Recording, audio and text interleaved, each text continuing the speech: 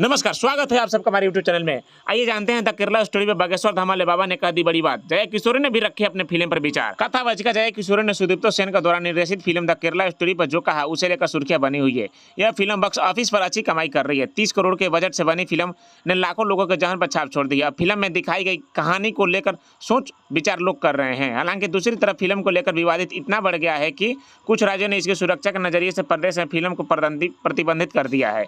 लेकिन फिर भी सुप्रीम कोर्ट ने जब दखल दिया तो बैन हुए राज्यों में फिल्म को दिखाया गया।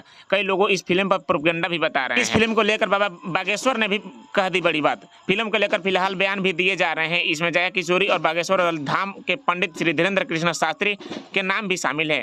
उन्होंने अपने विचार रखे। पंडित धीरेन्द्र शास्त्री ने कहा कि जो सच है फिल्म में साफ साफ दिखाई दे रहा है। उन्होंने कहा कि हम जो बोल रहे थे वहीं तो फिल्म में दिखाया गया है। ऐसे फिल्मों की जरूरत देश की जागरूकता के लिए बहुत जरूरी होती है।